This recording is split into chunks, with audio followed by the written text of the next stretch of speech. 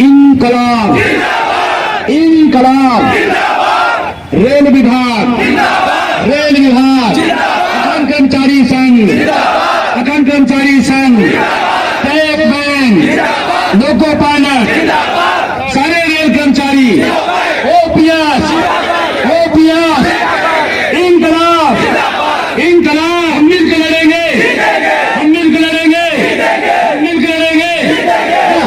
Vote की चोट आप मारो, और वोट की चोट सबसे ज्यादा गहरी होती है, सबसे ज्यादा गहरी हो। हम छत्तीसगढ़ में खड़े हैं, राकेश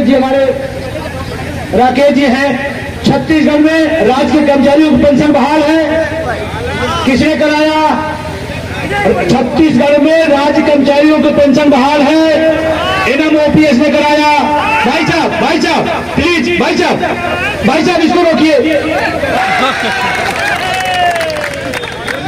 और सच बताऊं, मैं एक बात आपको बता रहा हूं, मैं झूठ नहीं बोलता हूं, क्योंकि मैं प्रधानमंत्री नहीं हूं।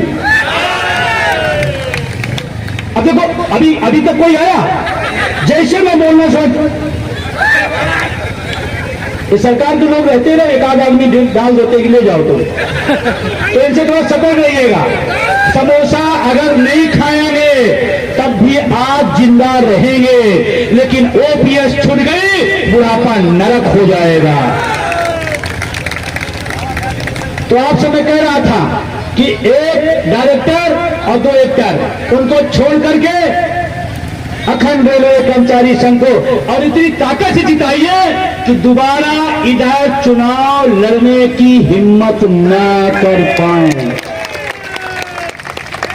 हमने छत्तीसगढ़ में पेंशन बहाल कराई, राजस्थान में पेंशन बहाल कराई, झारखंड में पेंशन बहाल कराई, हिमाचल में पेंशन बहाल कराई, तमाम राज्यों में पेंशन बहाल हुई। 1 अक्टूबर 2023 को भारत ने पूरी दुनिया ट्रेड यूनियन के इतिहास का सबसे बड़ी महारैली दिल्ली के रामलीला मैदान में किया।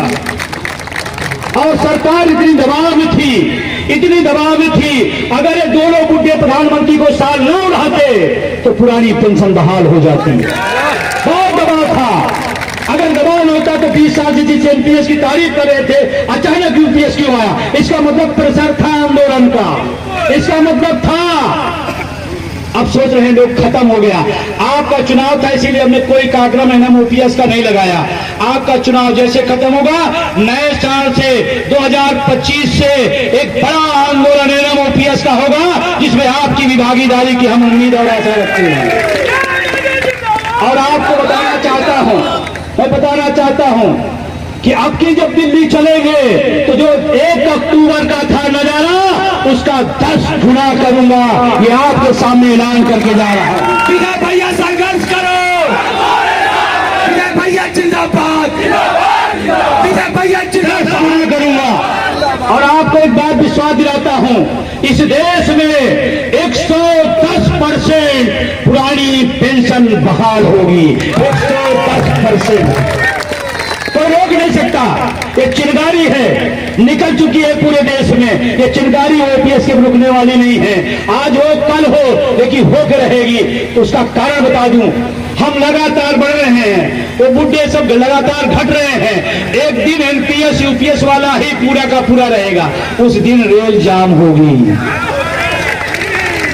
असली वैष्णो जी, आप कह रहे हो यूपीएस बड़ी तरफदारी कर रहे हो, आप अपनी पेंशन छोड़ दो, आप देशभक्ति दिखाओ, भत्ता रोक दो, बंगला छोड़ दो, गाड़ी छोड़ दो, आप देशभक्ति दिखाओ तो हम जाने आप देशभक्त है। झूठ बोलते हैं, राष्ट्र के नाम पर झूठ बोलते हैं।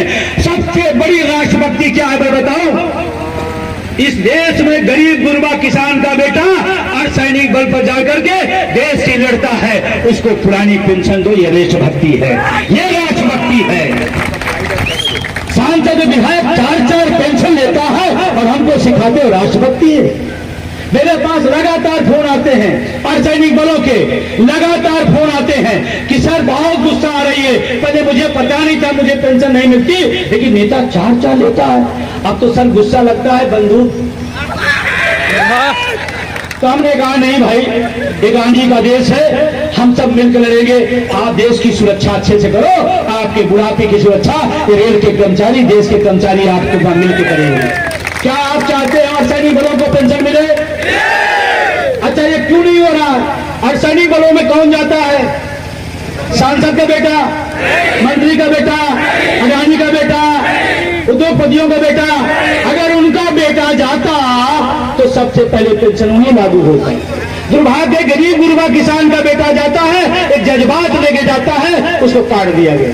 सोचो आप, 4 साल का अग्निवीर आएगा। विजय बंधु जी संघर्ष करो, हम तुम्हारे साथ हैं। विजय बंधु जी संघर्ष करो, हम तुम्हारे साथ अग्निवीर हैं। सुना है? 4 साल की नौकरी, 22 साल मेहनत करेगा, 4 साल नौकरी करेगा। और ये कहते भारतीय सभ्यता के पैरोकार हैं। पिताजी नौकरी करते रहते, बेटा रिटायर हो जाएगा, उसकी शादी वाले आएंगे, कहते भाई बेटे को देखना कि हम ही हैं। तो पिताजी नौकरी कर रहे हैं, हम रिटायर हो गए। ये अग्निवीर है। फिर बैंक वीर आएगा, फिर रेल वीर आएगा, वीरे वीर रहेंगे और कोई बचेगा नहीं। हम कहते सांसद भी रखो, विधायक भी रखो, बात समझ रहे हैं? तो ये बहुत बड़ी लड़ाई है, लेकिन इस लड़ाई का पैमाना इसी टेबल से तय होगा, इसी टेबल से तय होगा। जब भी कोई निर्णय, जब भी कोई आदेश, जब भी कोई कानून आया है, इसी टेबल के माध्यम से आया। टेबल बहुत महत्वपूर्ण है, बहुत महत्वपूर्ण टेबल है, क्योंकि सिग्नेचर उसी पर रख के किया जाता है। हम चाहते हैं एक टेबल को यहां मजबूत कर दीजिए, अगला सिग्नेचर आप करने की हैसियत में खड़े हो जाइए। और यहां जो लोग जीत के जाएंगे ना, आप जाओ उसके पास, उस व्यक्ति के पास जो बड़े 2 धुरंधर बूढ़े घूम रहे हैं, उनसे मिलने के लिए, परिचय के लिए आपको महीनों लगेंगे। ये आपके बीच के जाएंगे। एक तारकेश्वर है, तारकेश्वर जी हैं, और उधर संजय तिवारी जी कहाँ गए? तिवारी जी हैं। ये अगर यूनियन जीत के जाती है, इनको आप ऐसे पकड़ लेंगे, ऐसे पकड़ लेंगे।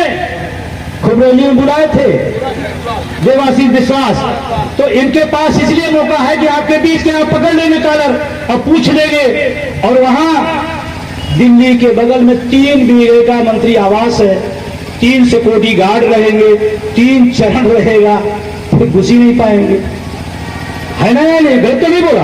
अरे रेल की कर्मचारी बताओ, रेल के दिल्ली के रेलवे स्टेशन के बगल 3 बीघे का आवास किसका है? संजय तिवारी का है? संदीप का है क्या? इनका है क्या? किसका है? जो खुद नहीं चल पा रहे हैं, कि रेल की हालत बदलेंगे। और हमारे साथी जो ट्रैकमैन है, मैं उनके लगातार संपर्क में हूं। ट्रैकमैन है, जो उनका एक मुद्दा है कि हमें विभागीय परीक्षाओं में शामिल कराया जाए, बहुत बड़ा मुद्दा है।